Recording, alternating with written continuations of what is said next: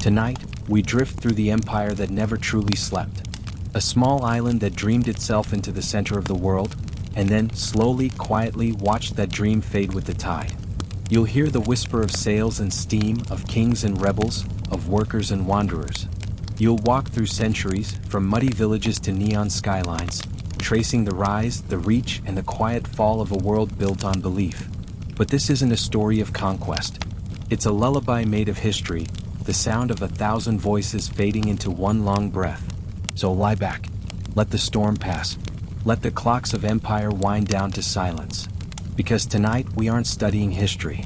We're sleeping inside it. Rain fades, music swells, a slow orchestral hum like the sea breathing. Welcome to Snoozy Tour, and to the Empire of Sleep. The world remembers kings and conquerors. It remembers banners and battles and names carved into stone. But for every man who built a throne, there was another who ended it, quietly. No songs were written for him. No church ever spoke his name. And tonight, in the silence between the rain and the dark, that is where his story begins. He had no title, no family crest, only a knife, and a face that memory refused to hold. Those who saw him rarely did twice. They called him many things, the whisper, the hooded one, the shadow behind the door. But he was none of those. He was simply the man the world forgot. He walked where light faded, through alleys that smelled of salt and old blood, beneath wooden beams dripping from the storm. His step made no sound. Not from training or discipline, but from habit, the instinct of one who had long learned that noise was a form of confession. In the medieval night, confession meant death. He didn't start as an assassin. No one did. You didn't wake up one morning and decide to trade your soul for silver. It happened slowly, like rot creeping through wood. One lie, one hunger, one desperate choice at a time. He once had another life. He might have even had a name. But names were dangerous. They could be remembered, repeated, traced. A man with no name could not be betrayed. The first thing he ever killed wasn't a person. It was trust. After that, everything else came easier. By the time he reached 30, he had outlived everyone who could still recognize his face. And in the stillness of his mind, a single thought began to echo. If no one remembers you, were you ever truly alive? He didn't fear dying. He feared leaving nothing behind. Because even shadows crave shape. Some nights, he would pass a churchyard and listen to the monks chanting their prayers. The words drifted like fog across the stone. He didn't understand the Latin anymore, or maybe he chose not to. But he envied them. They believed someone was listening.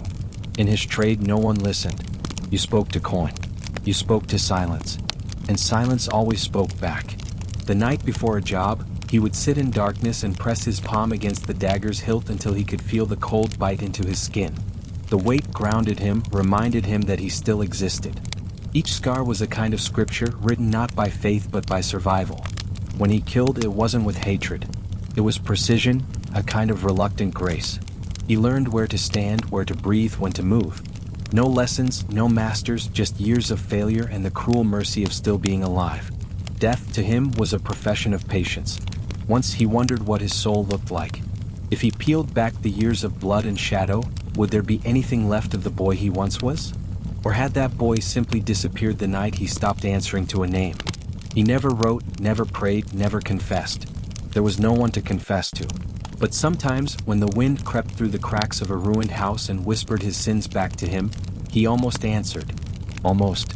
The city around him was a breathing thing, full of hunger and rumor. Men with gold made their deals in candlelight, and men like him turned those deals into ghosts. A noble's quarrel became a grave. A priest's secret became a silence. And somewhere in between he kept breathing. People feared assassins. But fear was a luxury only the living could afford.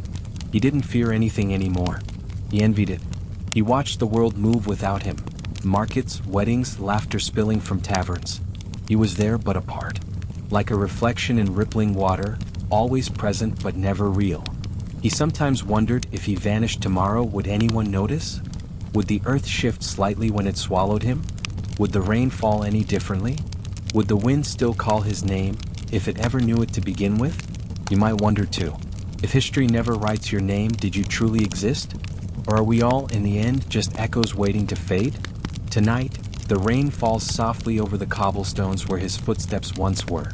And if you listen closely beneath the hum of the night, you might still hear the faintest whisper of steel. The sound of a life that history chose not to remember. Because not every story is meant to be told. Some are meant to be forgotten. And some were never truly there to begin with. The marsh still holds its breath. Morning comes pale and reluctant, as though the sun itself fears the damp weight of defeat. The air tastes of ash and iron, the remnants of burned villages carried south by the wind.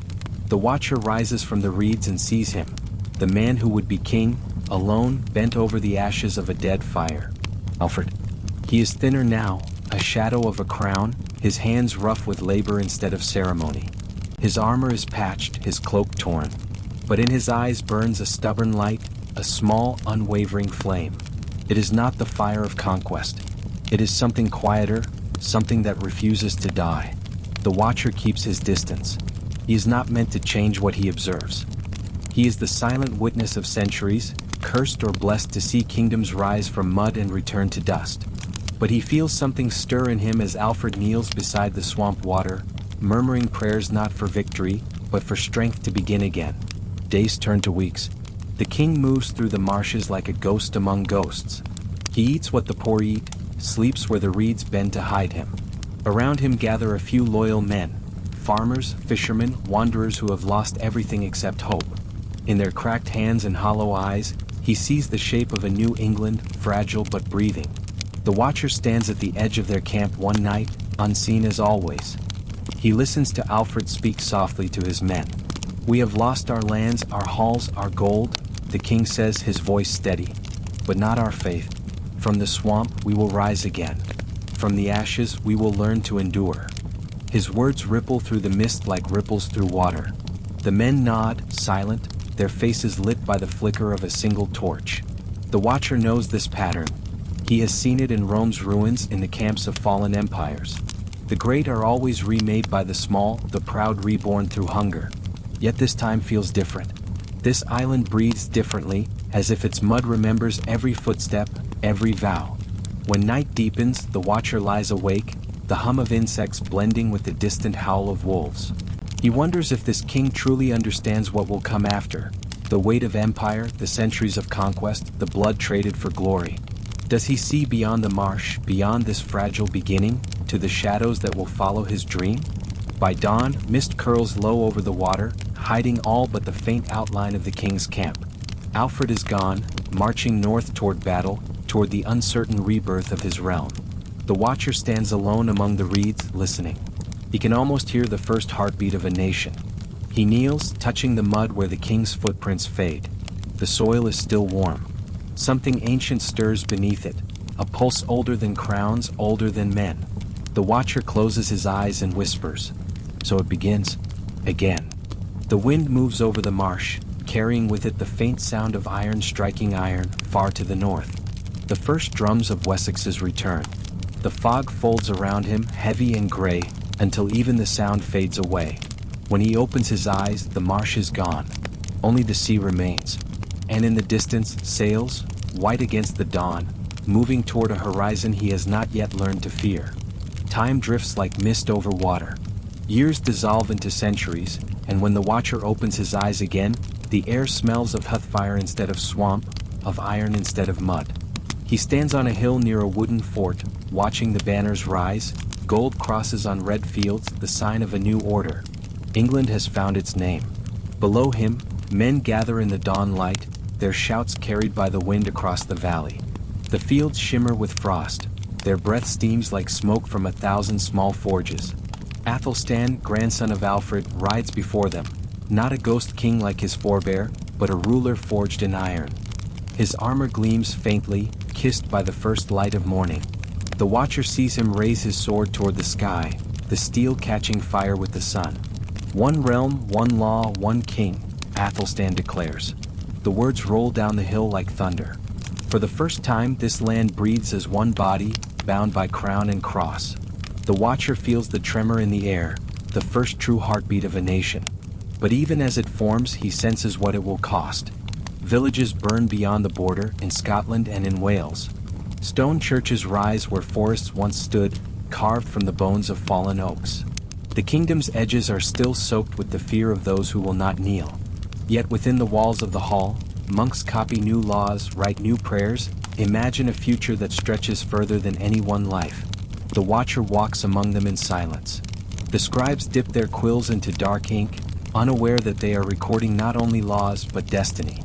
England, one of them murmurs as he writes, trying the sound on his tongue. It is a word that hums like a low chord, both soft and sharp. A word that feels inevitable. Outside, winter gives way to spring. The watcher stands by a river that carries the ashes of war downstream, and he sees the faint reflection of the new king's world shimmering on the surface. Castles, ships, cathedrals, men who believe they are building something eternal. He kneels, letting the water pass through his hands. It is cold, alive, restless. It whispers to him in a language older than kingdoms. All things that rise fall. At night, he dreams of fire, cities that will burn before they are ever built. He sees ships crossing endless oceans, carrying flags and faith and hunger. He sees faces of people who have not yet been conquered, their eyes bright with fear and defiance. And through it all, he hears one sound, the slow beat of time, steady as a drum. When he wakes, dawn glows red over the horizon, staining the clouds like spilled wine. The hilltop fort below him hums with life. Bells ring. Children laugh. The first markets stir to motion. The watcher smiles faintly, almost tenderly. He knows how fragile this peace is.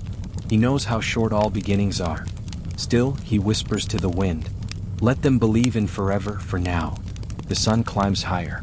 The frost melts into dew.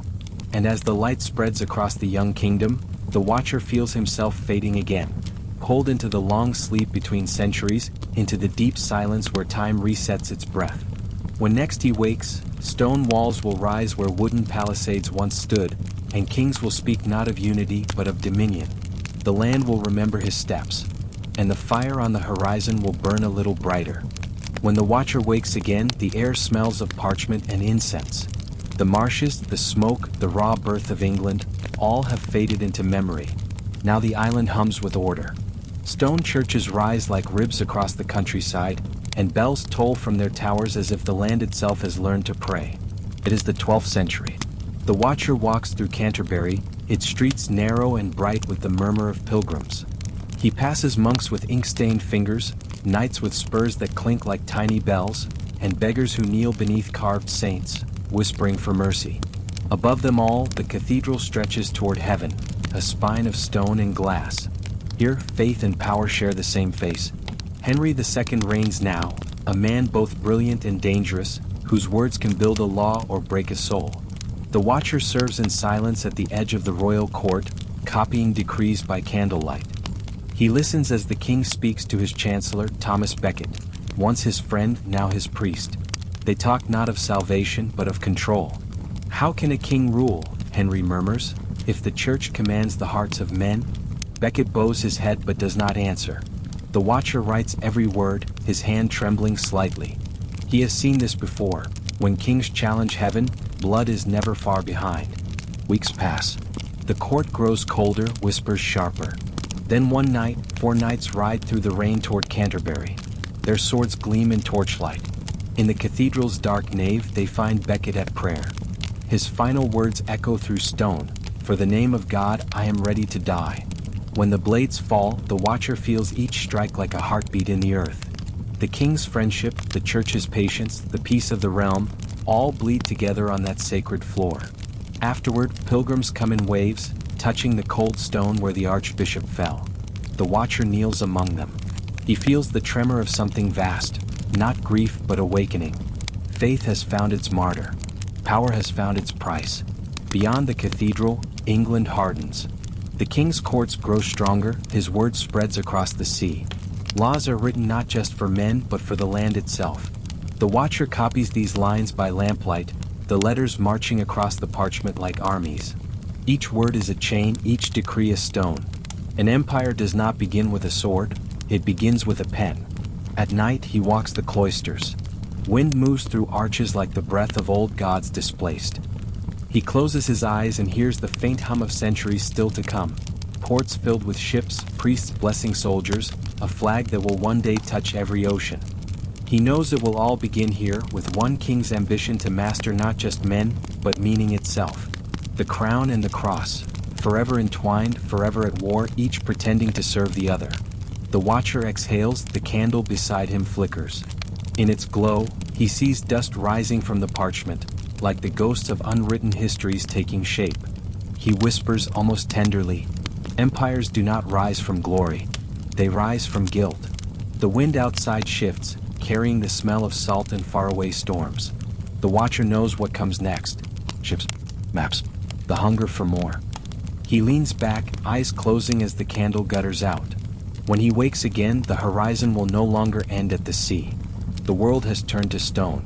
When the watcher wakes again, he hears not the whisper of reeds or the hum of prayers, but the echo of hammers striking rock. England has grown harder, a land of walls, not marshes, of crowns, not kings. It is the reign of Edward, son of Henry. They call him Longshanks, the hammer of the Scots, the builder of castles. And build he does, in Wales, in the borderlands, wherever defiance still breathes. The watcher stands on a windy ridge and sees them rise, towers of pale limestone, cold as bone, carved from the hills they were meant to tame. The king believes that stone can conquer silence. That fear, once given shape, will last longer than faith. Below the fortress walls, men labor without rest. They quarry by torchlight, their faces dusted white, their lungs filled with the taste of the very walls they build. When the watcher passes among them, they do not look up. They no longer believe heaven watches, only kings. At night, fires flicker along the ramparts. Archers stare into the dark valleys where the Welsh gather. Shepherds turned rebels, rebels turned ghosts. The watcher listens to their songs drifting on the wind. They do not sing of victory. They sing of memory. Of rivers that once ran free, of fields that belonged to no one. The king's men call it treason. The watcher calls it prayer. By day, Edward rides the borders, measuring obedience in miles and blood.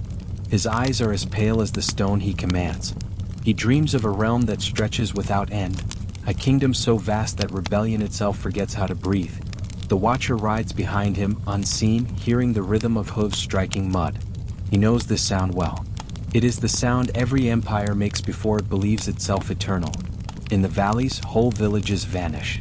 Wooden homes pulled down to make room for the king's towers. The land forgets its old names. The people learn new ones whispered under threat. The watcher walks among the ruins and touches the stones still warm from the sun. They feel alive, like something that has swallowed too much silence. When the first snow falls, the castles stand proud against the gray sky, their edges sharp, their shadows long. The king looks upon them with satisfaction. He believes they will last forever. But the watcher knows better. Stone remembers everything, and time loves to break what believes itself unbreakable. He climbs to the highest parapet, where the wind screams through narrow slits meant for archers. From here, the horizon stretches pale and endless, the sea glinting faintly beyond. He closes his eyes and feels the cold bite his skin. Empires, he thinks, are much like these walls, built to keep the fear out and the truth in. Below, the soldiers sing of glory. Above, ravens gather. The watcher listens to both and finds no difference between them. As the snow thickens, the fires in the valley dim. The castles rise higher, but their foundations tremble with something no builder can see, the quiet knowledge that power, like winter, always passes. The watcher turns away from the battlements and descends the spiral stairs, his footsteps fading into the dark. When he reaches the ground, he feels the pull again, that slow, familiar drift between centuries. He looks back once at the towers, their peaks lost in cloud. Fear built them, he murmurs, and fear will outlive them. Then the wind swallows him and time exhales. When he opens his eyes, the stone will be gone, replaced by wood, by sails, by the restless creak of masts against an endless sea. When the watcher wakes again, the world smells of salt. The marshes, the cathedrals, the castles, all are behind him now. In their place stands a harbor, restless and hungry. Ropes creak, masts sway. The air hums with the breath of wind that has forgotten where it was born. It is the late 15th century. Men speak of discovery, of destiny, of God's will written on the horizon. The watcher stands among them, dressed as one of their own, another nameless sailor chasing the promise of distance.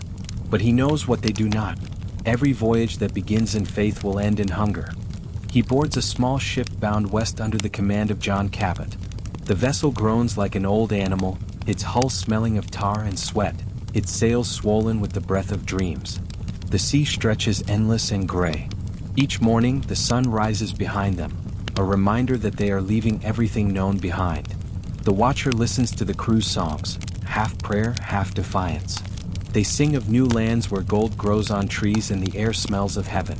But by the third week, the songs fade into silence, replaced by the soft sound of despair. The slow dip of oars, the whisper of ropes through blistered hands, the scrape of bowls licked clean. Hope begins to taste like salt. At night, the sky unfolds, vast, cold, merciless. The stars look close enough to touch, but offer no warmth. The watcher lies awake on the deck, his face to the wind, and wonders if any man has ever crossed an ocean without losing something of himself. Below him, the sea murmurs, "You will not find new worlds, only new mirrors." One morning, a cry pierces the stillness. Land. Men rush to the rails, eyes wide, faces hollow with exhaustion and belief. A line of green rises on the horizon, trembling in the heat. They fall to their knees, weeping, kissing the deck. The watcher remains standing. He knows this joy, brief, fragile, born from too much emptiness. Discovery always feels like salvation until it demands payment. They step ashore with flags and crosses. Cabot kneels, pressing the royal seal into damp sand. "By God and by the King," he declares, "this land is England's now." The watcher feels the weight of those words sink into the soil. He looks at the trees beyond the shore, tall, patient, indifferent. They will remember the sound of those first footsteps. For a moment, the world holds its breath. The men laugh, shout, plant their banners in the earth. The wind moves through the forest like an unseen witness. Then the watcher hears it, faint but unmistakable, the whisper of chains not yet forged, the soft echo of drums not yet beaten. The future has arrived quietly on a tide of faith and fever. At dusk, the crew lights a fire on the beach. The flames flicker against the waves, the smoke rising to meet the stars. Cabot stares westward toward nothing. The watcher sits beside him and listens to the sea again. It says nothing new. It never does. When the fire dies, the watcher feels the pull once more, the slow gravity of centuries calling him back to silence. He looks at the shore one last time, where footprints already blur beneath the tide. "Every map," he whispers, "is a confession." Then he closes his eyes. The tide comes in. And when he wakes again, the air will smell not of salt, but of smoke, the scent of empires learning to burn. When the watcher opens his eyes again, the world smells of pine and rain. He stands among trees taller than cathedrals, their trunks dark with age, their branches trembling with a wind that carries no human name. The air hums with insects, the sea whispers just beyond the dunes, and somewhere in that vast silence, a dream has begun to die. It is Roanoke, a colony carved from faith and desperation. The settlers arrived with hymns on their lips and promises in their hearts. England's new beginning across an endless ocean. But beginnings are fragile things. The watcher walks through the clearing. Wooden palisades stand half-finished, the huts sag under rain. Inside one, a cradle lies empty. A doll carved from driftwood stares up at the ceiling with blank eyes. There are no footprints in the mud. Only the echo of work left unfinished, laughter left unspoken. He has seen this before, the moment when hope becomes silence. It is the quiet that follows every dream too vast to hold. The forest presses close, watching. Its leaves murmur in a language older than ships and flags. The settlers had feared these woods, whispering of shadows and spirits. But the watcher knows better. The land itself is alive, ancient, patient. It doesn't kill. It absorbs. On a fallen beam, he finds a single word carved into the wood, Crotone. The letters are deep, desperate. They do not speak of guidance, only of fear. He traces them with his fingers, feeling the grooves like the lines of a vanished pulse. The wind picks up. He imagines the voices that once filled this place. The preacher calling for morning prayer. Children chasing gulls along the shore. Mothers whispering lullabies into the dark. All of it now swallowed by the forest and the sea. At dusk, the sky bruises purple. He stands at the water's edge, looking at the tide curling over the sand. The horizon glows faintly as if lit by distant fires, perhaps another colony, another attempt to defy the wild. He wonders how many times mankind will build sanctuaries where it cannot belong. The sea murmurs beside him. Sounds almost kind. He thinks of Cabot's men, of Alfred's marsh, of the stone castles and the crowns of faith, all of them believing they could master the world by naming it. But here there are no names that last. The land takes them back. When night falls, he lies beneath the open sky. The stars flicker like eyes, bright and unblinking. In the distance, wolves howl, or perhaps it is the wind moving through the trees. The watcher listens until the sound becomes rhythm, until rhythm becomes sleep. Before his eyes close, he whispers into the darkness. They came to build forever. But forever never asked to be found. The waves roll higher, washing over the footprints that remain.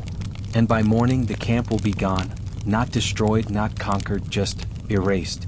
When the watcher wakes again, the forest will have grown thicker. The tide will have claimed what man left behind. And across the ocean, another king will still believe the world belongs to him. When the watcher wakes again, he is surrounded by smoke. Not the gray hush of marshland fog, nor the incense of cathedrals, but the thick, rolling breath of burning pitch.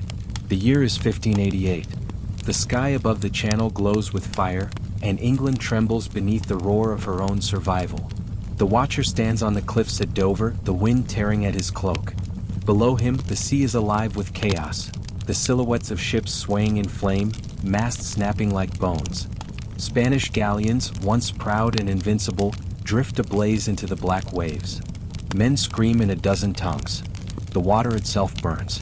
Beside him, villagers gather, faces lit by the strange orange dawn of war. They cross themselves, whisper prayers, shout, "God save the Queen." But even as their voices rise, the watcher hears something beneath the cries, a sound like the heartbeat of the age itself quickening. A new kind of faith is being born, not in heaven but in the empire's shadow. He remembers the king who hid in the marshes, the monks who prayed beneath arches of stone. Their England was small, wounded, still searching for its soul. This one is something else, confident, defiant, proud. A queen sits upon its throne, and her words are sharper than any blade. "I know I have the body of a weak and feeble woman," she declares to her soldiers, "but I have the heart and stomach of a king." The watcher hears her voice carried by the wind, mingling with the roar of cannon fire. Sounds like prophecy.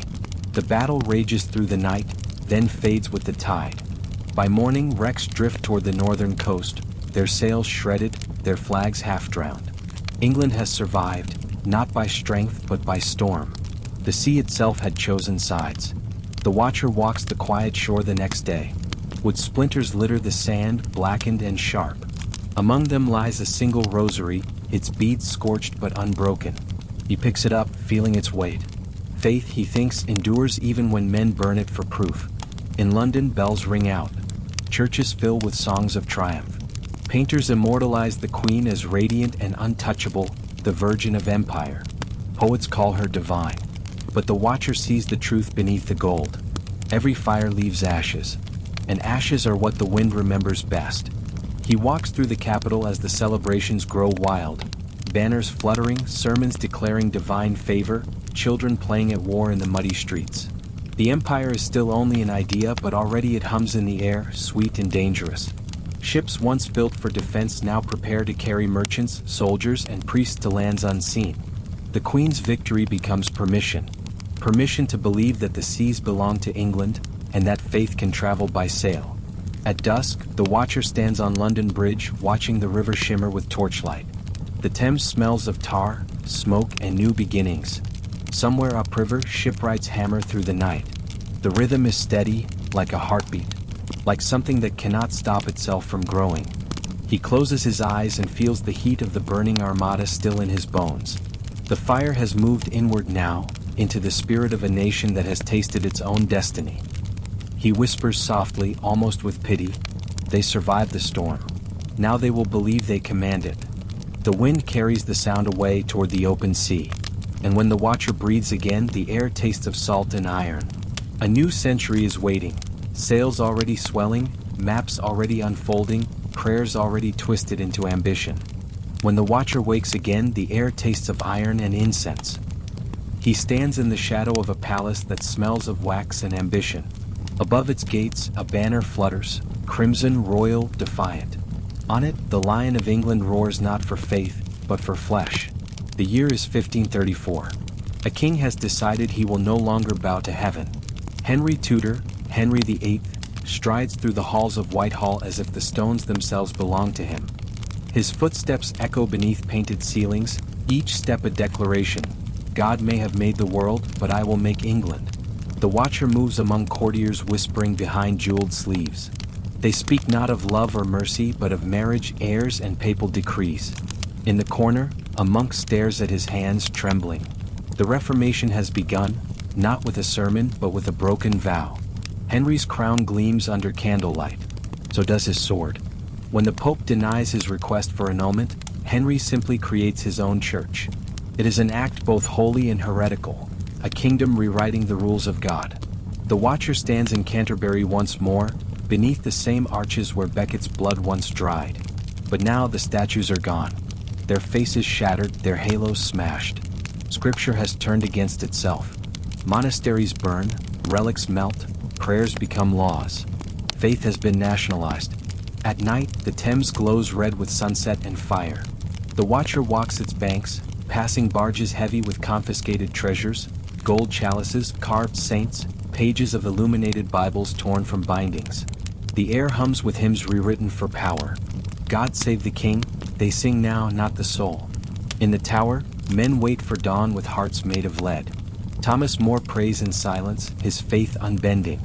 Outside, the watcher feels the stillness of a world that has forgotten how to kneel. When the axe falls, the sound is soft, almost merciful. England exhales. Morning comes. The new Church of England rises like a cathedral built from fear. Its altars are draped not in gold, but in obedience. The watcher walks through Westminster Abbey, where even the echoes seem uncertain which name to speak, Christ's or Henry's. He pauses beneath a stained glass window depicting the Last Supper. The colors shimmer faintly, fractured by the cold light. For a moment, he thinks he sees the faces of kings, bishops, and martyrs merging into one. All of them reaching for the same chalice. All of them tasting the same thirst, not for salvation but for permanence. Outside, the bells toll for evening. The air smells of rain and roses from the palace gardens. The watcher whispers, they have traded eternity for empire. The wind does not answer. It never does. It moves on, carrying the seeds of something greater, a hunger dressed as faith, a nation convinced its will is divine. Soon, that conviction will leave the island behind, carried west by sails and scripture. And when the watcher closes his eyes again, he feels the ocean stirring, restless, waiting, ready to become the next cathedral. When the watcher wakes again, the air smells of spice and smoke. The world has grown louder, markets shouting, ships groaning, coins singing in wooden chests. The prayers of kings have turned into contracts, and England has learned a new language, prophet. He stands on the docks of London. The river swells with ships bound for worlds no map can yet contain. Their names are written in gold and salt, the Lion's Grace, the Providence, the Adventure. Men load them with muskets, wool, and scripture. They will return, if they return at all, with pepper, sugar, ivory, and souls. The East India Company is born here, in an oak-paneled room thick with smoke and certainty. No crown, no saint, only merchants and ledgers. The watcher listens as quills scratch across parchment, sealing futures in ink darker than blood. The company shall rule in the king's name, a voice declares. But the watcher knows the truth. They rule for hunger itself. He follows one of their ships down the Thames through fog and wind. Days later, he stands on a foreign shore. India, vast, radiant, alive. The air hums with heat and prayer. Markets bloom like gardens, their colors richer than any tapestry. Here, the watcher sees both beauty and beginning, the meeting of two hungers, one to trade, the other to survive. A weaver in Bengal threads silk finer than breath. His hands move with grace passed down through centuries. But now his cloth will carry foreign names, his work will pay foreign debts. The watcher watches him work in silence, knowing the pattern is already changing. Once woven, history rarely unravels cleanly. Far away in London's counting houses, gold piles like sand. New palaces rise, paid for by the labor of men who will never see them. The sea becomes a highway of desire, each wave carrying dreams and debts alike. Sailors vanish. Kings grow richer. And somewhere in the middle, a prayer is drowned beneath the creak of ropes. At night, the watcher stands beside a harbor fire, watching barrels of rum rolled onto ships. He smells the sweetness that hides cruelty, sugar from islands where men toil until their names are forgotten. Empire, he whispers, is just hunger with a flag. The flames flicker against his face, and for a moment he sees them reflected in the water, 1,000 tiny suns devouring the dark. He wonders if the world has ever been fed enough to stop burning. Dawn comes quietly. The sails rise again, white against the gray sky. The ships lean into the wind, vanishing beyond the horizon. Their wake glitters for a moment, gold dust upon the sea, then fades. The watcher turns away. Behind him, the warehouses groan, the ledgers fill, the coins fall into open palms. Ahead, the world grows smaller, connected by invisible lines of greed and grace. He walks through the fog until London is just a whisper behind him. The river hums softly, almost like a lullaby. He closes his eyes and murmurs. They have built cathedrals of commerce and called them salvation. The wind rises. The tide shifts.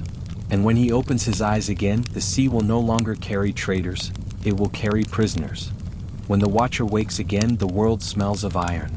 Not the clean bite of forged swords or ship's nails, but rust, sweat, and fear. The ocean he once knew as blue and boundless now rolls black beneath a sky without mercy. It is the 17th century. And beneath these waves, England learns the price of its hunger. The watcher stands on the deck of a slave ship named Mercy. The name he thinks is a cruel joke. Below his feet, hundreds lie in chains, men, women, children, their bodies pressed so close that breath itself becomes a war. The air stinks of blood and sickness. The sea, once holy, now carries the weight of the world's sin. He walks among the sailors, their faces blank from routine. They haul buckets, sing to drown the screams, count profit instead of prayers. Keep them alive, the captain mutters.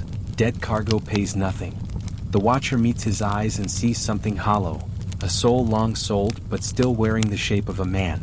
At night, when the ship drifts in windless silence, the watcher hears the ocean whisper below.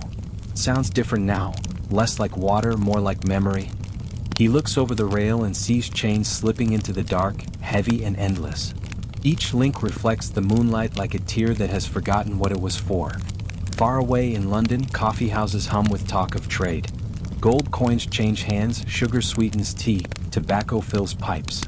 No one tastes the salt that clings to those luxuries. No one hears the cries carried across the Atlantic wind. The empire sleeps well, its bed made of cotton and denial.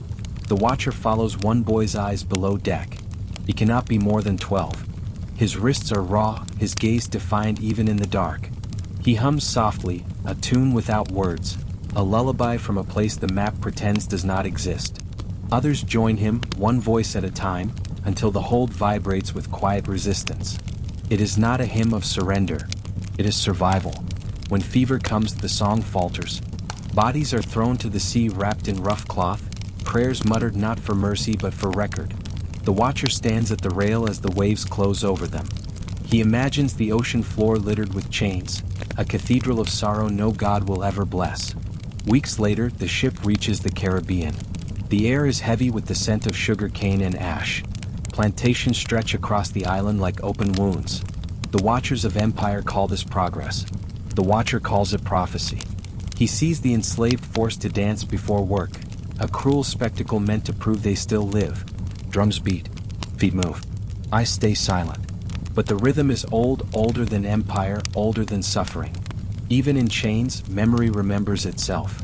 At dusk, he walks through the cane fields, fireflies hovering like lost souls. In the distance, the overseer's whip cracks like lightning. The watcher closes his eyes. He knows that every sound tonight, the waves, the whip, the song, will echo for centuries. Through jazz, through gospel, through the heartbeat of a people who refuse to disappear. He looks up at the stars. They are bright, merciless, eternal. And beneath them, the sea murmurs still. The chains are gone, but the weight remains. He whispers to the wind. The empire built its fortune on water, but its foundations are made of ghosts. The tide answers with a sigh, soft as forgiveness, heavy as grief. And when the watcher closes his eyes again, the sound of the ocean fades, replaced by the rhythmic hiss of steam. The age of chains will end. The age of machines is waiting. When the watcher wakes again, the air tastes of soot. The sea is gone. The wind no longer smells of salt or faith, only of coal. The horizon burns with a dull orange light, and the sky above England has turned the color of iron. The year is 1800. The world has learned how to breathe smoke. The watcher walks through Manchester. The streets pulse like veins, crowded with bodies and noise. Chimneys rise where cathedrals once did. Furnaces roar louder than any sermon. Children carry buckets of coal larger than their ribs. Men move like shadows, faces blackened, lungs scraping against the weight of progress. He stops outside a textile mill. Through its high windows, he sees rows upon rows of machines, wooden, metal, alive. Their arms twist and spin, weaving thread faster than hands ever could. The floor trembles beneath their rhythm. Each gear, each belt, each bolt, another prayer to the god of speed. The watcher remembers the weaver in Bengal, his silk bright as moonlight. That art has died. The mills have buried it under smoke and steam. Now English cloth floods the world, cheaper, rougher, endless. A merchant in London calls it triumph. The watcher calls it silence. At dusk, the city lights flicker, not candles but gas lamps. Their glow spreads across wet cobblestones, reflecting in puddles like small, dirty stars. He follows their line through narrow alleys where rats scurry and men sleep sitting upright. A boy no older than 10 sells matches, his fingers trembling from the cold. When no one buys, he strikes one anyway just to feel the light. The flame lasts 3 seconds. It is the most beautiful thing the watcher sees all day. Factories hum through the night, never resting. Their smoke curls upward, hiding the stars. The sky itself seems to groan beneath the weight of invention. In Parliament, men speak proudly of empire, of ships, colonies, railways, riches. But the watcher sees something else, the same chains now made of steam. The same hunger now dressed in progress. He stands by a canal at dawn. The water gleams black, coated with oil. Reflected in it, the chimneys look like gravestones. A train passes in the distance, iron wheels screaming against the rails. People cheer. They do not hear the echo of all that will follow. Wars for coal, cities of smoke, lungs filled with ambition. The watcher looks toward the horizon, where the factories meet the fog. The empire has found its heartbeat again, mechanical, tireless, deaf. It will carry this rhythm across continents, through oceans, through generations. He whispers, the sun never sets on the empire, but perhaps it only burns. A whistle blows, sharp, cold, final. The mills awaken. The men rise. And as the first smoke of morning curls through the air, the watcher closes his eyes. He can still taste ash on his tongue. When he opens them again, he will hear a different kind of thunder, not machines but guns. The age of industry will give birth to the age of war. When the watcher wakes again, the world is trembling. Not with the hum of factories or the sigh of oceans, but with thunder that comes from the earth itself. It is not storm but war. The sky over Europe flashes like a furnace door left open too long. The year is 1916. Somewhere, a bugle cries for dawn, and thousands rise from the mud.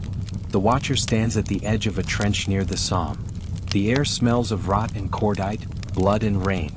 He watches men wrapped in khaki move like ghosts through fog, rifles clutched, faces blank.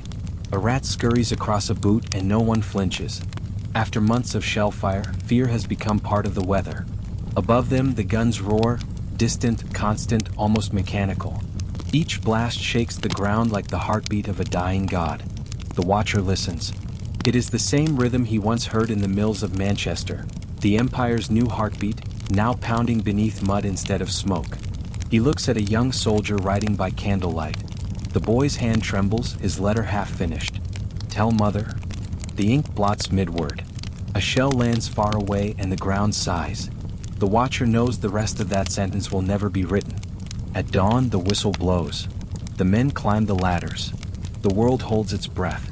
Then comes the storm, rifles cracking, machine guns stuttering, the sky dissolving into noise. The watcher walks through it untouched, moving among the living and the dead as one. He sees courage that looks like madness, orders that sound like prayers, and silence that tastes like surrender. By noon, the field is still again. Bodies lie where wheat once grew. The watcher kneels beside one, a man whose hand still grips a photograph. A woman, a child, a house that no longer exists.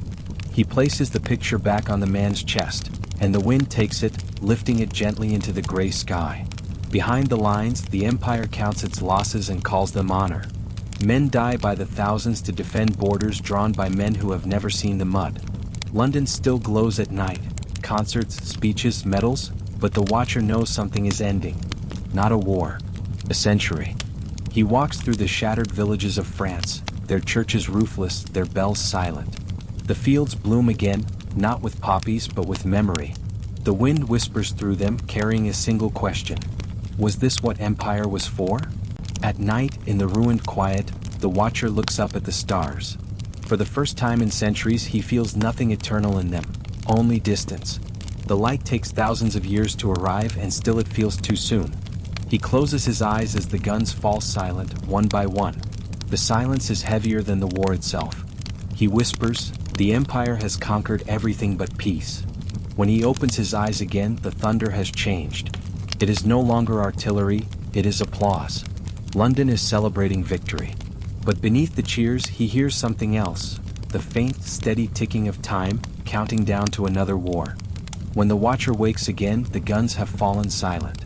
But the silence is strange, too neat, too practiced, like a mask that hides a wound still bleeding underneath. It is 1920. London breathes again, but it breathes through smoke. The air smells of coal and perfume, champagne and despair. The city glitters at night, but its light feels borrowed, reflected from fires long burned out. The watcher walks through Piccadilly. Jazz leaks from basement bars where soldiers without uniforms dance with women who no longer believe in saints. Laughter fills the streets, brittle, desperate, like glass under pressure. Every joke feels like a dare to forget. The empire calls it peace. The watcher calls it pretending. In Parliament, men in dark coats speak of recovery, rebuilding, renewal.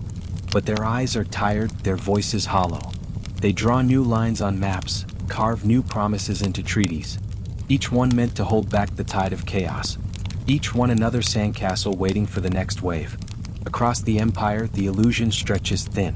In India, a quiet man in white walks barefoot through the dust, speaking of freedom. In Ireland, gunfire answers the call for home rule. In Africa, whispers of self-rule begin like distant thunder. The watcher hears all of it, like cracks in the marble floor of an old palace. In London's heart, a cenotaph stands, a monument to those who did not return. Every morning, mothers lay flowers at its base. No speeches, no trumpets, only silence. The watcher stands among them, unseen. He can almost hear the breath of the fallen in the morning mist. It sounds like the empire exhaling. Later, he visits the stock exchange. The air buzzes with paper and greed. Numbers replace prayers. Gold replaces faith. The empire is learning a new form of worship, credit. He watches as fortunes rise and fall like waves, invisible and merciless. Men speak of progress again as if the word can hide the scars on their hands. The world feels fragile, spinning too fast. Even the weather seems uncertain. Summers too hot, winters too long. Factories churn again, ships sail, cities glow. But beneath it all, the watcher feels the weight of a promise unkept. Never again. At dusk, he stands on Westminster Bridge. The river moves slow beneath him, thick with reflection. Big Ben tolls the hour, heavy, final, patient. He looks east toward the old docks, where rust creeps over forgotten hulls. The wind carries faint laughter from the dance halls. It sounds almost like mourning in disguise. The watcher whispers, they have mistaken movement for healing. He knows what waits ahead. He can already smell it in the smoke, oil, iron, ambition. The same hunger reborn with a new flag and sharper teeth. The city's lights flicker, then hold steady as if daring the darkness to return. And somewhere, across another continent, a man raises his hand in salute and promises order. The watchers of empire cheer, not realizing the abyss has already answered. The watcher closes his eyes. When he opens them again, the music will have stopped. The laughter will have turned to marching. And the world will be on fire once more. When the watcher wakes again, the world is burning. Not with the clean heat of victory, but with the dull, endless glow of endurance. The streets of London no longer hum with jazz. They hum with sirens. It is 1940. The Blitz has begun. The watcher stands in a narrow street of Southwark as searchlights slice the sky. Children clutch gas masks like toys. A woman hums to her baby beneath the echo of falling bombs. Each explosion blooms like a deadly flower. Each silence afterward feels worse, waiting for the next. He walks among the ruins, past houses split open like pages in a book. A piano sits in the rubble, one key still ringing softly in the smoke. The watcher touches it and the note fades, as if the city itself is trying to remember how to breathe. Above the chaos, Churchill's voice thunders from the radio. We shall fight on the beaches, we shall never surrender. Men and women pause in the dark to listen. The words roll through the dust, heavy with resolve. Even the fire seemed to hesitate. The watcher looks east toward the docks, where ships burn on the Thames. The river glows red, not with sunset but with sacrifice. England, the empire, the small island that once ruled the world, now fights for its own survival. He walks through a tube station turned shelter. Rows of families sleep on the platform, faces lit by the weak yellow of kerosene lamps. Someone plays harmonica. Someone whispers a prayer. The watcher sits beside them, unseen, and listens to the steady rhythm of human endurance. It sounds almost holy. Far across the seas, the empire gathers its strength. Indian regiments march beneath foreign suns. Canadian pilots join the defense. Australian convoys cross oceans thick with submarines. The empire has become an echo, distant, fragmented, but still beating toward London's heart. When dawn comes, smoke hangs low over the city like a shroud. Firemen climb blackened walls, their faces gray with exhaustion. A cathedral stands, half roofless, still defiant. St. Paul's. Its dome glows faintly through the haze, a ghostly moon over the ruins. The watcher stares at it for a long time. He remembers other fires, ships in the Channel, cathedrals burning under Henry's will. This one feels different. Not hunger, not conquest, just survival. In the months that follow, the war spreads like shadow across continents. Africa, Asia, the Pacific, all caught in the empire's long reach. The watcher sees the Union Jack rise and fall with every tide of battle. Each victory feels smaller than the cost it demands. Then silence again. The guns cease. Men stumble home. Flags wave over ruins that no longer remember why they mattered. The empire, victorious but hollow, stands in the light of its own exhaustion. The watcher walks through Trafalgar Square on the day peace is declared. Crowds cheer, confetti drifts through the air like fragile snow. But beneath the noise, he hears something else, the faint creak of doors opening across the world. India, Africa, the Caribbean, voices rising, softly at first, then louder. Freedom calling from the very edges of empire. He closes his eyes and the cheers dissolve into wind. The smell of smoke remains. The empire has survived the war, but it will not survive the peace. When the watcher opens his eyes again, he stands beneath a fading sun. The flags still wave, but the colors have begun to bleed.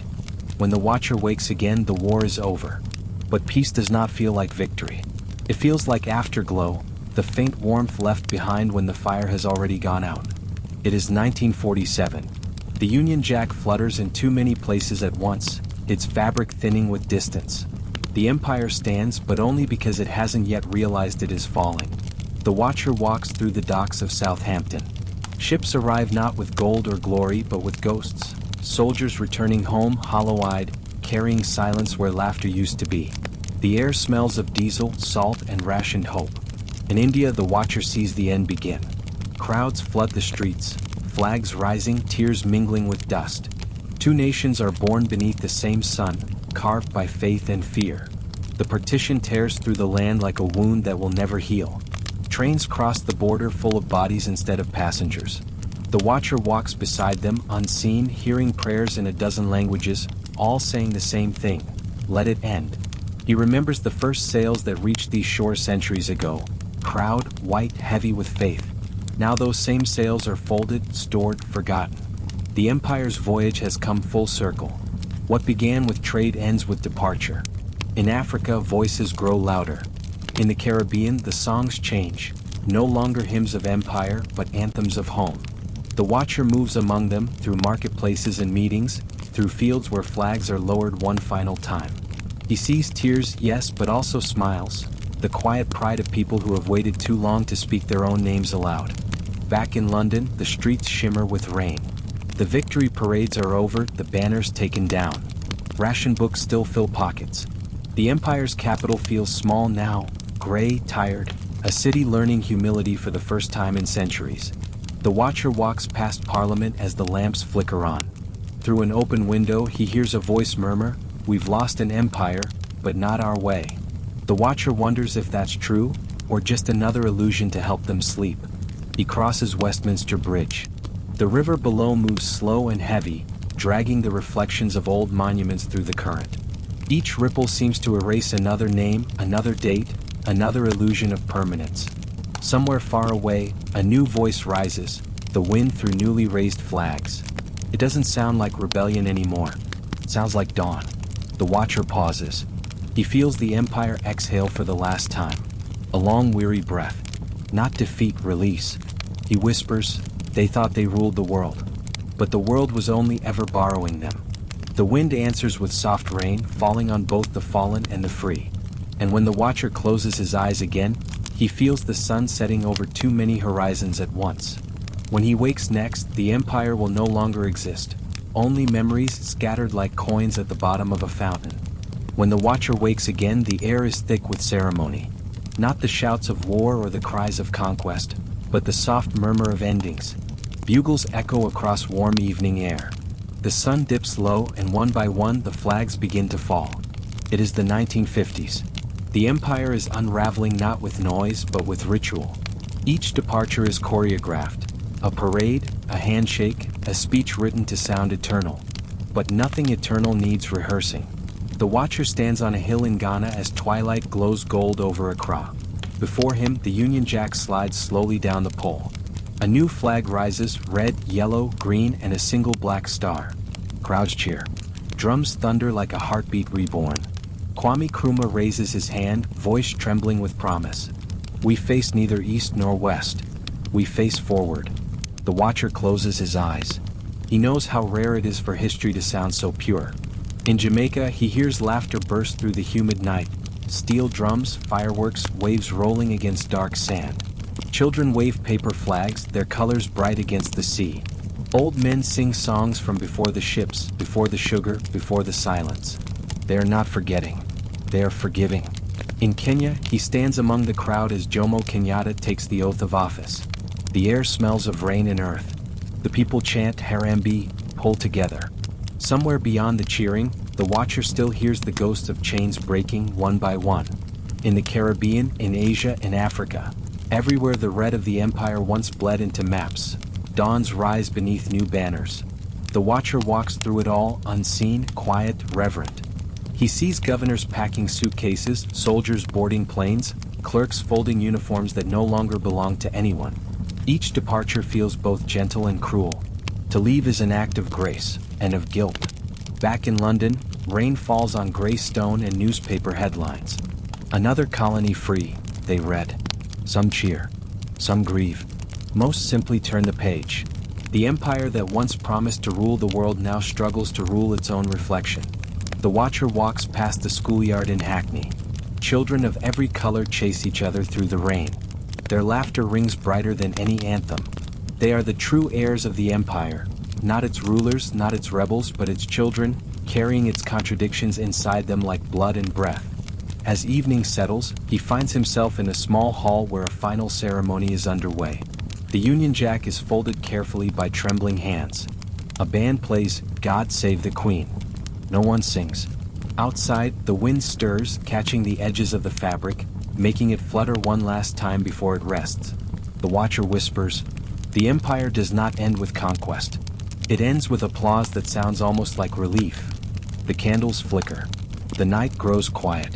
All that remains is the rustle of new flags rising in distant lands, not to erase the old, but to begin their own seasons of hope and failure. He looks up. The stars above London seem dimmer now, but closer somehow, as if the heavens themselves have come down to listen. When he closes his eyes, the echoes fade. When he wakes again, the empire will have turned into memory. And memory, like the sea, never really rests. When the Watcher wakes again, the air smells of rain and curry. Not the smoke of conquest, nor the spice of plunder, but something gentler, warmer. It is the scent of return. The year is 1968. Ships no longer leave Britain to claim the world. Now they arrive carrying the world home. The Watcher stands at Tilbury docks as the MV Empire Windrush rests at harbor, its hull streaked with salt and stories. Hundreds step onto British soil, men in pressed suits, women in floral dresses, children gripping suitcases too large for their hands. They come from Kingston, from Port of Spain, from Bridgetown, citizens of a vanished empire seeking the promise whispered across oceans. This is your home too. But the streets of London are not what they imagined. Cold air bites through their thin coats. Strangers stare too long. The rain seems endless. Still they smile. They sing. They build. The Watcher walks through Brixton. A record spins inside a small shop, ska bright and defiant, spilling warmth into grey streets. Posters on brick walls fade under drizzle. Jobs in London. Homes available. Promises that age too quickly. In pubs, accents collide. Jamaican laughter, Irish songs, Ghanaian hymns, Cockney jokes. Together they weave something new, messy and alive. A nation becoming itself again through all the pieces it once scattered. But not everyone welcomes the ghosts. In Parliament, men speak of limits and laws. In alleyways, slurs echo louder than bells. Windows break, tempers flare, fear feeds on memory. The Watcher hears it all, the old empire muttering through the cracks of its new life. One night, he stands near Notting Hill. The air hums with tension. A spark, a shout, a riot. Fires bloom where houses stand too close. When morning comes, the smell of smoke lingers like grief that refuses to fade. Yet among the ashes, children draw chalk hearts on the pavement. Feels like a prayer. Decades pass. The Watcher walks through markets rich with color and sound. London no longer belongs to one story, it is 1,000 stories stitched together. Somali bread beside Indian tea. Caribbean gospel beside Pakistani drums. A cathedral of contradictions that somehow still sings. He stands by the Thames at dusk. The water reflects neon lights and centuries of ghosts, governors and sailors, merchants and mothers. They move together beneath the surface, quiet now but not gone. The Watcher whispers, "The empire has ended, but it left its reflection in every face." A bus passes behind him, red, humming, full of voices. One woman laughs, her accent a melody of 3 continents. It is the sound of survival. The rain begins again, soft, forgiving, endless. The city sighs beneath it, not in regret but in recognition. The Watcher closes his eyes. For the first time in centuries he feels the empire at peace. Not proud, not powerful, just human. When he wakes next, the ghosts will speak more boldly, in art, in protest, in memory. And the island that once ruled the world will begin to ask itself what kind of home it wishes to be. When the Watcher wakes again, neon light spills through the fog. The old lamplight has gone, replaced by electric glow, cold, perfect, endless. The empire is gone too. But its echo hums beneath the concrete. It is the 21st century. London no longer smells of coal or spice, but of rain on metal and coffee. Skyscrapers rise where shipyards once stood. The river still moves, slower, heavier, dragging centuries of memory beneath its gray skin. The Watcher walks across Westminster Bridge. Buses groan past, red as the empire's old color on maps. Tourists take photographs of Parliament, unaware that the stones beneath their feet were paid for by places they will never visit. History has become an attraction, curated, packaged, polite. But the past does not stay buried. It lingers in statues and street names, in museums and debates. In Bristol, a crowd gathers by the harbor. A bronze man stands tall on a pedestal. Edward Colston, slave trader, philanthropist, citizen of empire. For years, his shadow stretched across the water. Now ropes tighten around his neck. He falls, not with violence, but with gravity. The splash echoes across the world. The Watcher stands among them, silent. He feels the city hold its breath, half in rage, half in relief. Empires, he thinks, die more than once.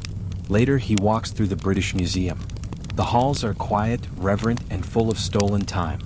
Mummies under glass, statues from deserts, jewels from thrones long turned to dust. A sign reads, "Property of Humanity." The Watcher smiles sadly. Humanity, he knows, has always been an excuse. Outside, the rain begins again. Students march through Trafalgar Square, their voices echoing off the same stones that once celebrated victory. Placards rise like modern banners. Reparations, recognition, remembrance. Some shout, Some sing. Most just walk, steady, unstoppable, through the drizzle. The watcher follows them, feeling the rhythm of their footsteps. He remembers other marches, those for faith, for freedom, for empire. This one feels different. It is not conquest or revenge. It is reclamation. At night, he stops by Buckingham Palace. Its windows are dark. The crown inside has become a symbol now, polished, photographed, debated.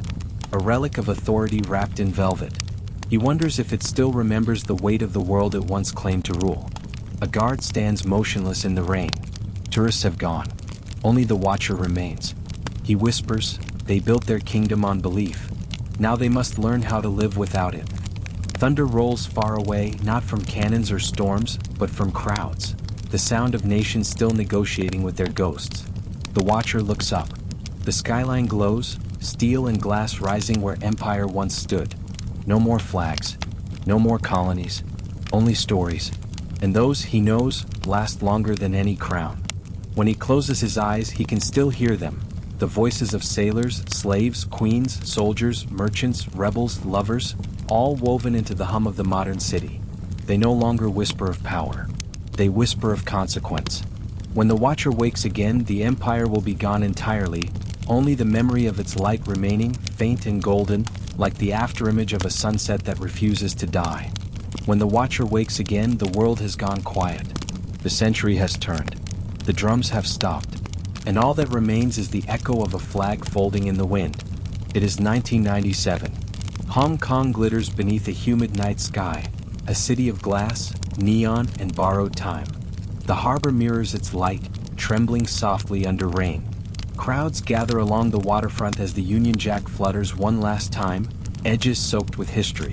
The moment feels both grand and small, an empire exhaling its final breath. The watcher stands among diplomats, soldiers, and silent citizens. At midnight, the flag lowers. The new one rises, red and gold, with a white flower at its heart. Thunder murmurs in the distance. For a moment, no one claps. No one speaks. Only the sound of rain fills the silence. Prince Charles watches from the deck of a ship. Chris Patten, the last governor, fights to keep his face steady.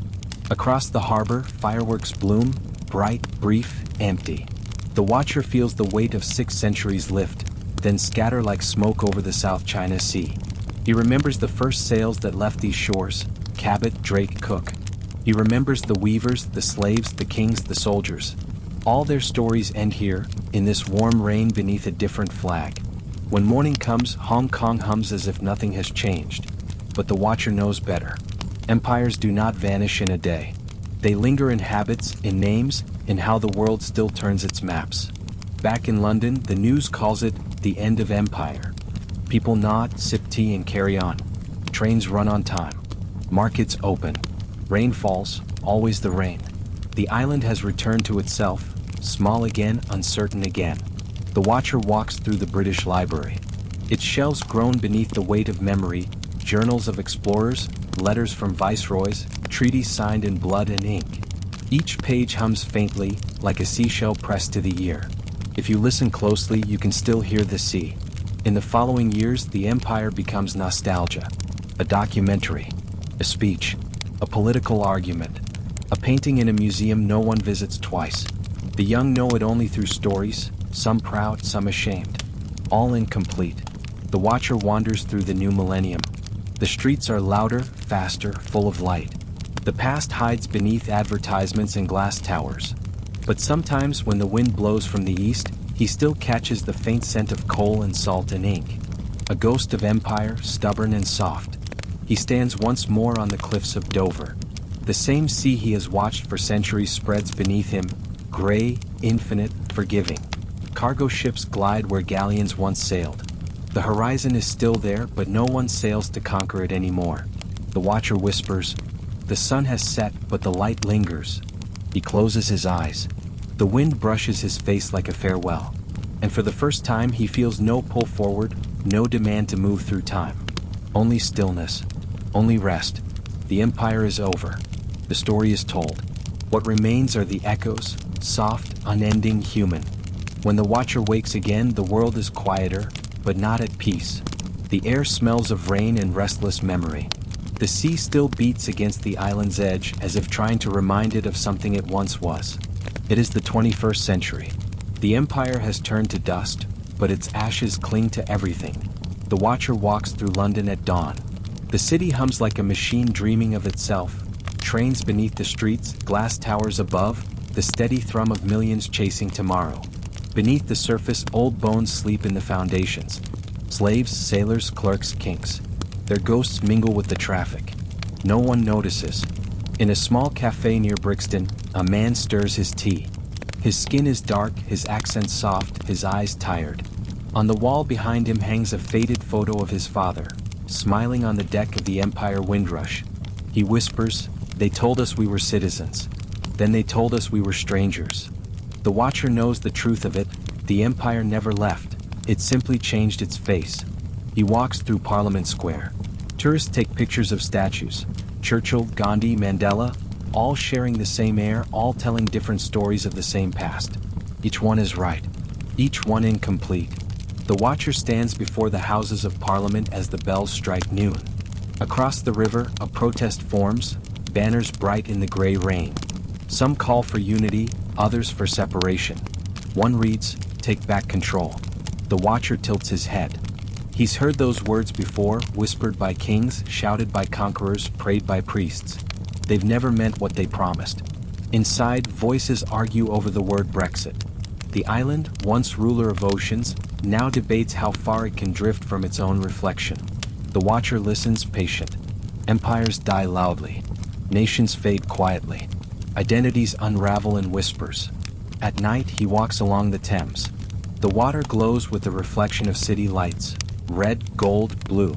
It looks almost like the old maps again, those sprawling continents of pink. But this time, the colors move, shimmering, fragile. They belong to no one now. He pauses beside a memorial carved with names, wars, colonies, lost sons.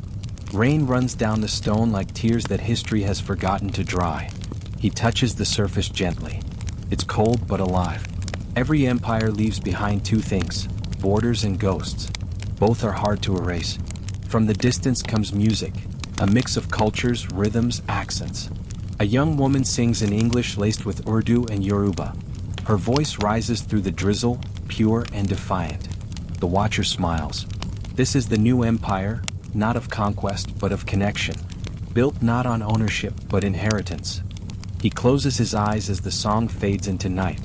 The city breathes around him, flawed, fractured, beautiful. It is no longer an empire. It is something braver, a memory learning how to live. When he wakes next, the century will be older. The story softer. The past will not vanish, but it will finally begin to rest. When the watcher wakes again, the city feels younger.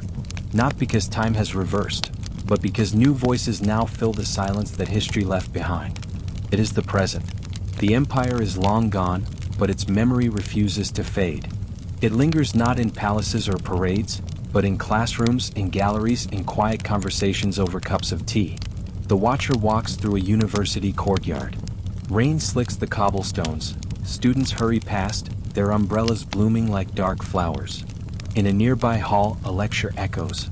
Words like colonialism, reparations, identity. The young speak softly but with purpose. They are not trying to rewrite history.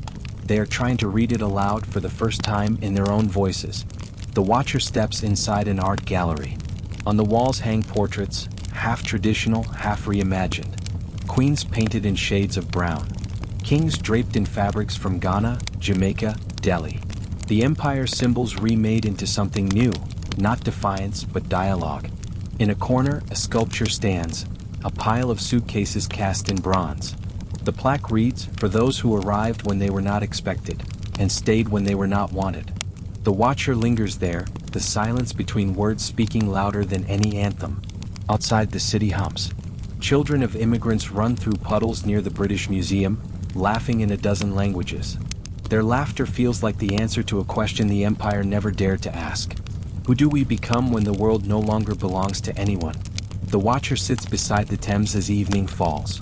The skyline gleams, ancient stone beside glass towers, church spires beside cranes.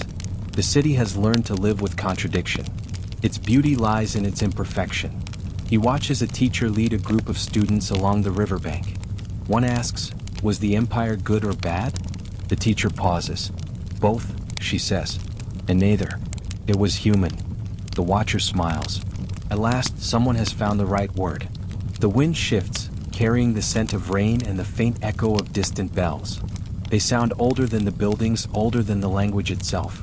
He listens to them and feels something rare. Not sorrow, not pride, but balance.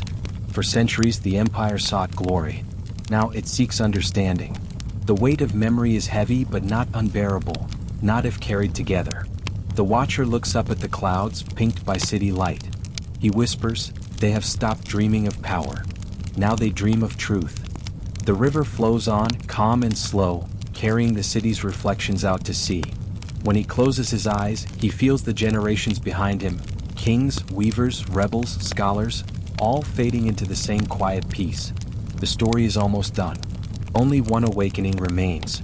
When he opens his eyes again, the world will not be ruled nor haunted. It will simply be a world learning to live with what it remembers. When the watcher wakes again, the world is still. No thunder of guns. No whisper of sails. No smoke rising from mills or colonies. Only dawn, pale, gentle, almost fragile. He stands on a quiet hill outside the city, the grass wet with dew. Below him, London stretches toward the horizon, old and new woven together like threads in a tapestry that has outlasted its maker. The river glimmers faintly beneath the first light. The air tastes clean again. For centuries, he has wandered through time, from marshes to cathedrals, from ships to factories, from ashes to neon. He has watched kings fall and children rise, seen oceans filled with chains and skies with fire. He has listened to prayers in Latin and English in silence. And now at last there is peace. A small bird lands near his feet, ordinary, brown, alive. He smiles. Empires build monuments. Life builds mornings. He begins to walk down the hill. Every step feels lighter, as if the ground itself is forgiving him. In the distance, a bell tolls, not for victory, not for death, but simply for the hour. Time, the only ruler left. He passes a park where children play football, their laughter bright against the cool air. Their voices carry no memory of empire, no shadow of conquest, only joy. He realizes that this too is history, not written but lived. By the river he pauses. The water reflects the dawn, gold on gray. He sees his reflection for the first time in centuries, and it startles him. He is not old nor young, not English nor foreign. His face is a mosaic of all he has seen. The weaver's patience, the sailor's sorrow, the scholar's eyes, the rebel's defiance. He understands now. He was never meant to judge, only to remember. The wind rises gently, carrying the scent of rain and the faint hum of the city awakening. He whispers to no one and to everyone, "The empire was never theirs nor mine. It was all of ours, a dream we built together and outgrew." The river moves on as it always has. He steps closer to the water's edge. The current catches the morning light, turning it silver. For the first time he feels the pull, not of time but of rest. He kneels, touches the surface. It's cold but kind. He closes his eyes. And in that quiet he hears all the voices at once. Soldiers and poets, slaves and queens, children and kings, blending into a single sound. Not sorrow, not glory, simply belonging. The sun climbs higher. The city breathes. The watcher smiles. And for the first time he does not wake again. Night has returned. The watcher is gone. Only the world remains, breathing, dreaming, remembering. The river glides through the sleeping city, whispering its endless song. Streets shimmer under the dim glow of lamplight. Somewhere a clock chimes, its echo soft as a heartbeat. And far above, the sky stretches wide, no longer a map of conquest, just a canvas of stars. The empire has ended. But history never ends. It folds itself gently, like a blanket around the world, its edges frayed but warm. Every story you've heard tonight, of kings and rebels, of oceans crossed and borders drawn, lies now beneath that blanket, still humming quietly like the earth itself asleep. If you listen, you can still hear them. The weaver at his loom, the soldier whispering to the night, the queen, her crown heavier than her heart, the scholar by candlelight, and all the nameless hands that built, suffered, dreamed. They are gone, but their breath lingers in yours. Their footprints mark the roads you walk. Their words shape the language you speak. And so, the story continues, not as empire but as inheritance. Not as command but as connection. The British Empire, the greatest to ever stretch its shadow across the earth, has become what all great powers must become: memory.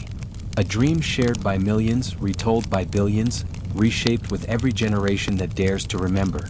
Now the night deepens. The city grows still. The last ships sleep in the harbor, their masts swaying softly against the stars. The wind hums through old cathedrals, through alleyways, through the leaves of parks planted by forgotten kings. Even the stones seem to breathe. Close your eyes. Let the hum of the world cradle you. The empire of history has ended, but the empire of sleep has just begun. In this empire, no one rules. No one kneels. There are no borders, no battles, no names carved in stone. Only quiet seas, endless roads, and stories that drift like gentle tides. And when you dream of cities that never fall, of voices that never fade, know that you are part of it too. You are its next chapter. You are what remains when empires turn to dust. So rest now.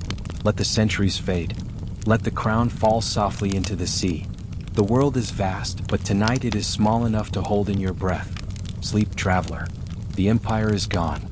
But the story, your story, is just beginning.